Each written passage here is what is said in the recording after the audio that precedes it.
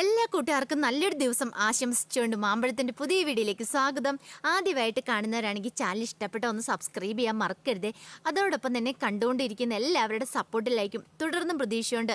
നമുക്ക് നേരെ കിരണിൻ്റെയും കല്യാണിൻ്റെയൊക്കെ അടുത്ത ആഴ്ചയിലെ അടിപൊളി പ്രൊമോ വിശേഷത്തിലേക്ക് അങ്ങോട്ട് പോയാലോ. അടുത്ത ആഴ്ചയിലെ പ്രൊമോ വിശേഷത്തിൽ കാണിച്ചിരിക്കുന്ന ചാരുമോളെ തട്ടിക്കൊണ്ടുപോയ അങ്ങനെ രാഹുലിൻ്റെ ഗുണ്ടുകളെ പഞ്ഞിക്കിടുകയാണ് കിരൺ ചെന്നിട്ട്.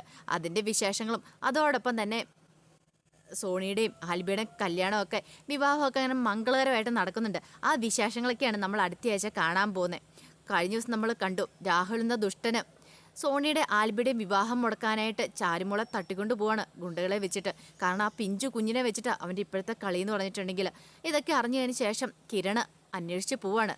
എങ്ങനെയും കണ്ടെത്തിയേ പറ്റുള്ളൂ ചാരുമോളെ. ചാരുമോൾക്കൊരു പോറൽ പോലും സംഭവിക്കരുത്. ഇത് അറിഞ്ഞു കഴിഞ്ഞിട്ടുണ്ടെങ്കിൽ സോണിയുടെ വിവാഹം മുടങ്ങും. പിന്നീട് കല്യാണിയോട് പറഞ്ഞു, കല്യാണി നീ ഒരു കാരണവശാലും അവരോട് ഈ കാര്യങ്ങളൊക്കെ പറയരുതെന്ന് പറയണം. പക്ഷെ കല്യാണിൻ്റെ ഉള്ളിൽ ആദ്യമായിരുന്നു. കാരണം എല്ലാവരും ചോദിക്കുന്ന സമയത്ത് കല്യാണി ഓരോന്നൊക്കെ പറഞ്ഞ് മാറിയും മറിഞ്ഞിരുന്നു. അവസാനം പറഞ്ഞു കിരൺ കുഞ്ഞിനെ കൊണ്ട് ഹോസ്പിറ്റലിലേക്ക് പോയിരിക്കുവാന്ന്. ഒന്നെങ്കിൽ ഹോസ്പിറ്റലിലേക്ക് പോകാമെന്നായി. ഒരു കാര്യം സോണി ഉറപ്പിച്ച് പറഞ്ഞു, കുഞ്ഞ് വരാതെ ഈ വിവാഹം നടക്കില്ല. എനിക്ക് എൻ്റെ കുഞ്ഞരികെ വേണം. എനിക്ക് എൻ്റെ കുഞ്ഞാ വലുത്, അല്ലാതെ ഇപ്പം കല്യാണമല്ല. എനിക്ക് എൻ്റെ കുഞ്ഞിനെ അരികെ കിട്ടിയതിന് ശേഷം മാത്രമേ ഞാൻ ഇതിന് സമ്മതിക്കുള്ളൂ. ഞാൻ രജിസ്റ്ററിൽ ഒപ്പിടുകയുള്ളെന്ന് പറയണം. ആൽബിക്കും അതിന് സമ്മതക്കുറവൊന്നുമില്ലായിരുന്നു. ആൽബി പറഞ്ഞു വിവാഹം എപ്പോഴും വേണം നടത്താലോ. കുഞ്ഞിൻ്റെ ആരോഗ്യം ആദ്യം ബെറ്റർ ആവട്ടെ, പിന്നീട് മതി. ഒരു കാര്യം ചെയ്യാം, ഞാൻ അങ്ങോട്ട് ചെല്ലാം, കുഞ്ഞിനെ പോയി വിളിച്ചോണ്ട് വരാമെന്നൊക്കെ പറയാണ്. കുറഞ്ഞു കഴിയുമ്പം അതിന് ശേഷം മതി എന്ന് പറയാം. പക്ഷേ കല്യാണി പെട്ടു. കല്യാണിയോട് പറഞ്ഞ് ഫോൺ വിളിച്ച് കൊടുക്കാൻ പറയാണ് കിരണിനെ ഫോൺ വിളിച്ചിട്ട് കിട്ടുന്നുണ്ടായിരുന്നില്ല. അവസാനം എല്ലാവർക്കും സംശയമായി എന്ത് ചെയ്യുമെന്നുള്ളത്. ഇനി കുഞ്ഞില്ലാതെ എങ്ങനെയാ? സോണി പറഞ്ഞു കുഞ്ഞിനെ കാണാതെ ഞാൻ വിവാഹത്തിന് ഒരുക്കമില്ലെന്ന് പറഞ്ഞു. പെറ്റമ്മയുടെ മനസ്സല്ലേ കല്യാണത്തിനേക്കാളും മുഖ്യമായിട്ടുള്ള കുഞ്ഞാണല്ലോ. ഈ സമയത്തെന്ന് പറഞ്ഞിട്ടുണ്ടെങ്കിൽ കുഞ്ഞിനെ തട്ടിക്കൊണ്ടുപോയ ദുഷ്ടന്മാരെന്ത് ചെയ്യാണ്? കുഞ്ഞിനെ ഒരു പൊട്ടിപ്പൊളിഞ്ഞൊരു വീട്ടിലേക്കാണ് കൊണ്ടുവരുന്നത്. പിന്നീട് രാഹുലിനെ വിളിക്കുകയാണ്. രാഹുലിനെ വിളിച്ചിട്ട് ചോദിച്ചു, അല്ല സാറേ എന്താ ചെയ്യേണ്ടത്? കുഞ്ഞിനെ ഞങ്ങളിവിടെ എത്തിച്ചിട്ടുണ്ടെന്ന് പറയാം. ഞാൻ പറയുന്ന പോലെ അങ്ങ് നിങ്ങൾ ചെയ്താൽ മതി എന്ന് പറയാം. പിന്നീട് രാഹുൽ ആ തന്ത്രങ്ങളൊക്കെ ഉപദേശിച്ചു കൊടുക്കുകയാണ്. രാഹുൽ പറഞ്ഞു ഒരു കാര്യം ചെയ്യുക, ആ കുഞ്ഞിനെ എടുത്ത് വെച്ചിട്ട് കത്തി വെച്ച് ഭീഷണിപ്പെടുത്തുന്നതായിട്ട് ഒരു വീഡിയോ അങ്ങോട്ട് പിടിക്കുക. ആ വീഡിയോ പിടിച്ചു കഴിഞ്ഞിട്ട് ഞാൻ നമ്പർ തരാം, അവളുടെ നമ്പർ തരാം, കുഞ്ഞിൻ്റെ അമ്മയുടെ നമ്പർ, ആ നമ്പറിലേക്ക് അങ്ങോട്ട് സെൻഡ് ചെയ്തിട്ടേരെ. ആ സെൻഡ് ചെയ്തിട്ട് അവർ കണ്ടു കഴിയുമ്പോൾ ചങ്ക് തകരണം. ഈ വീഡിയോ കണ്ടു കഴിയുമ്പോൾ ഈ കല്യാണം മുടങ്ങും. കാറി കരഞ്ഞ് ആകെപ്പാടെ ബഹളമാവും. അത് മതി നമുക്ക്, അതാണ് നമ്മുടെ ലക്ഷ്യം എന്ന് പറയാണ്. പിന്നെ ഒരു കാരണവശാൽ അത് ലീക്കാതെ പ്രത്യേകം സൂക്ഷിച്ചോന്ന് പറയുന്നുണ്ട്. അതൊന്നും സാറ് ഇത് ഓർത്ത് ടെൻഷൻ അടിക്കണ്ട. ഈ കാര്യങ്ങളൊക്കെ ഞാൻ മംഗളകരമായിട്ട് ചെയ്തോളാം. പിന്നെ പറഞ്ഞ വാക്ക് പാലിക്കുന്നതാണ് ഞാൻ. പണത്തിൻ്റെ കാര്യത്തിലും അങ്ങനെ തന്നെ ആയിരിക്കണം സാറ്. പറഞ്ഞ എമൗണ്ട് തിരിച്ചു തരണമെന്ന് പറയണം. രാഹുൽ പറഞ്ഞു അതിനൊന്നും ഒരു കുഴപ്പമില്ലാന്ന് പറയുന്നുണ്ട്. പറഞ്ഞ എമൗണ്ട് പറഞ്ഞ സമയത്ത് കൈ കിട്ടിയിരിക്കുമെന്ന് പറയാം. രാഹുൽ സന്തോഷത്തോടു കൂടിയാണ് ഫോൺ വെക്കുന്നത്. പിന്നീട് രാഹുലിന് ഈ സന്തോഷം കണ്ടു കഴിയുമ്പോഴത്തേനും ശാരി സരവും കൂടി വരുന്നുണ്ട്. അവർക്ക് മനസ്സിലായി ഈ ചിരിയെ കണ്ടു കഴിഞ്ഞപ്പോഴത്തേനും അച്ഛന് ചൂട് കാരണം വീണ്ടും ഇളകി തുടങ്ങിയിട്ടുണ്ടെന്ന്. പക്ഷേങ്കിൽ അതൊന്നും സമ്മതിച്ചു കൊടുക്കാൻ രാഹുൽ തയ്യാറാവുന്നുണ്ടായിരുന്നില്ല. രാഹുൽ പറഞ്ഞു എൻ്റെ സമനിലയല്ല തെറ്റിയിരിക്കുന്നത്, ഇനി അധികം വൈകാൻ നിൻ്റെയൊക്കെ സമനിലയാണ് തെറ്റാൻ പോകുന്നത്. ഈ രാഹുൽ ആരാ നിനക്കൊന്നും അറിയത്തില്ല. നീയൊക്കെ എന്താ പറഞ്ഞേ? അപ്പുറത്ത് അവളുടെ കല്യാണം കഴിഞ്ഞിട്ടുന്നല്ലേ, അവിടുത്തെ ഒരുത്തിയിടാൻ കല്യാണം കഴിഞ്ഞിട്ടില്ലേ, ആ കല്യാണം മുടങ്ങുമെന്ന് പറയാം. സരിയ പറഞ്ഞു അച്ഛൻ എന്താ ഈ പറയണേന്ന് നിൽക്കുക. അതെ കല്യാണമൊക്കെ മുടങ്ങും. കുറച്ച് കഴിയുമ്പോൾ നിനക്കൊക്കെ ആ സന്തോഷ വാർത്ത അറിയാം. നെഞ്ചത്തടിച്ച് നിലവിളിച്ചുകൊണ്ട് ഇതിലൂടെ ഓടി നടക്കുന്നേ രൂപയുടെ മോളും രൂപയും എല്ലാവരും നമുക്ക് ആ കാഴ്ച നമുക്ക് കാണാൻ പറ്റുമെന്ന് പറയണേ. ശാരി പറഞ്ഞു നിങ്ങൾ എന്തൊക്കെയാ മനുഷ്യയെ പറയണേ?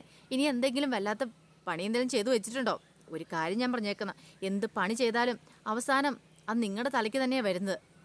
ഈ തവണയെങ്കിലും അങ്ങനെയൊന്നും ഉണ്ടാവരുത്. എന്തേലും ഉണ്ടായിട്ടുണ്ടെങ്കിൽ ഞങ്ങളുടെ പാട് നോക്കിപ്പോ അറിയാലോ.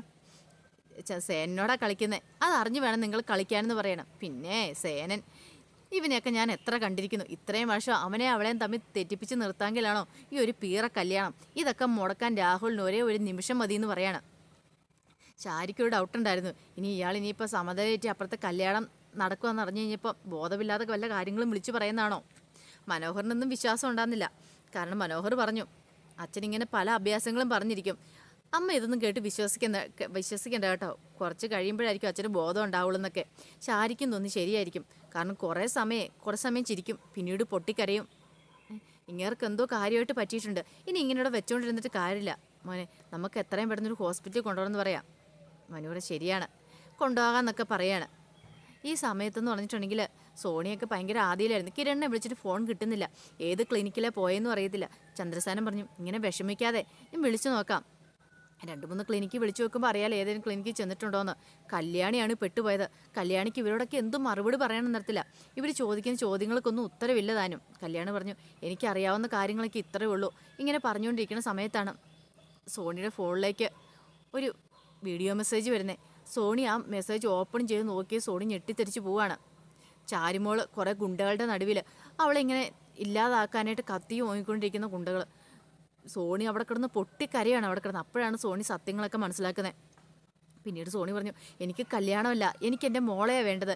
എൻ്റെ മോളില്ലെങ്കിൽ ഒരു നിമിഷം പോലും ഞാൻ ജീവിച്ചിരിക്കില്ല. എനിക്ക് എൻ്റെ മോളെ ഇപ്പം കാണണമെന്ന് പറയാം. ഈ സമയത്ത് ആ സേനനും രൂപയൊക്കെ ആ സത്യങ്ങളൊക്കെ അറിയണത്. ചാരുമോൾ ഇവിടെ ഇല്ല, ചാരുമോൾ ആരോ തട്ടിക്കൊണ്ടുപോയെന്ന് കല്യാണിയോട് ഇതിനെക്കുറിച്ചൊക്കെ ചോദിക്കുവാണ് സേനൻ പറഞ്ഞു, നീ എന്താ കല്യാണി പിന്നെ ഒന്നും പറയാതിരുന്നേ? കല്യാണി പെട്ടു. കല്യാണി പറഞ്ഞു, കിരണേട്ടൻ അന്വേഷിക്കാൻ പോയിട്ടുണ്ട് അച്ഛാ. എത്രയും പെട്ടെന്ന് കിരണേട്ടൻ ചാരുമോളെയും കൊണ്ട് വരുള്ളൂ. പക്ഷെ ഒരു കാരണവശാലും കല്യാണം മുടങ്ങല്ലെന്നാ പറഞ്ഞേ. ഈ കല്യാണം കിരണേട്ടന് ഏറ്റവും വലിയ, കിരണേട്ടന് നമ്മുടെ എല്ലാ ആഗ്രഹമല്ലേ, ഈ കല്യാണം മുടക്കാൻ വേണ്ടിയിട്ടല്ലേ അവൻ ഇങ്ങനെയൊക്കെ ചെയ്യുന്നത്. അപ്പോൾ ഏറ്റവും വലിയ തിരിച്ചടി എന്ന് പറഞ്ഞിട്ടുണ്ടെങ്കിൽ ഈ കല്യാണം നടത്തി കാണിച്ചു കൊടുക്കുമല്ലേ നമ്മൾ ചെയ്യേണ്ടതെന്ന് ചോദിക്കുകയാണ്. പക്ഷെ സോണി സമ്മതിച്ചില്ല. സോണി പറഞ്ഞു, ആദ്യം എൻ്റെ മോള് വരട്ടെ, അതിന് ശേഷം മതി കല്യാണത്തെക്കുറിച്ചൊക്കെ. എനിക്കെൻ്റെ മോളെക്കാളും വലുതല്ല ഈ ലോകത്തിൽ മറ്റൊന്നും പറയാണ്. സേനുദൻ്റെ അഭിപ്രായം. അഗസ്റ്റിനും ആൽബിക്കുന്ന ഒരു എതിരഭിപ്രായം ഉണ്ടായിരുന്നില്ല. പക്ഷേ കല്യാണിക്കാണ് ഭയങ്കര ടെൻഷനായിപ്പോയി. കിരൺ പറഞ്ഞത് മുഹൂർത്തം തെറ്റിക്കരുതെന്ന്. പിന്നെ രൂപയും പറയുന്നുണ്ട്, അതെ ഈ കല്യാണം രജിസ്റ്റർ മാരേജ് അല്ലേ, ഇതങ്ങോട്ട് രജിസ്റ്ററിൽ ഉൾപ്പെട്ട് അതോടുകൂടി തീർന്നില്ലേ, പിന്നീട് കല്യാണമായിട്ട് നമുക്ക് താലികെട്ടൊക്കെ പിന്നീട് നടത്താലോ, ചാരുമോളും കൂടെ വന്നിട്ട് പോരേന്ന് ചോദിക്കണം. സോണി സമ്മതിക്കുന്നില്ല.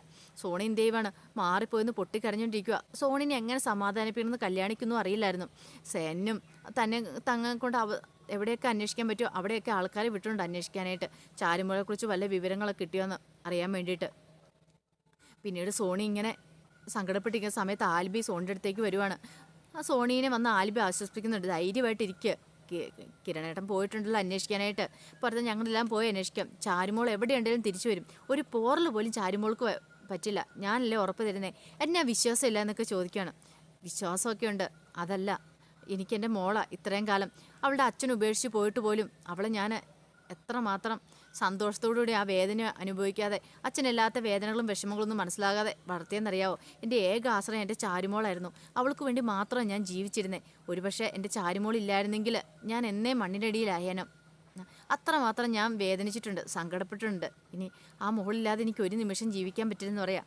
ഇതെല്ലാം കേട്ട് കഴിഞ്ഞപ്പോൾ ആൽബിക്ക് ഭയങ്കര സങ്കടമായിപ്പോയി. ആൽബി സോണീനെ ചേർത്ത് പിടിക്കുകയാണ്.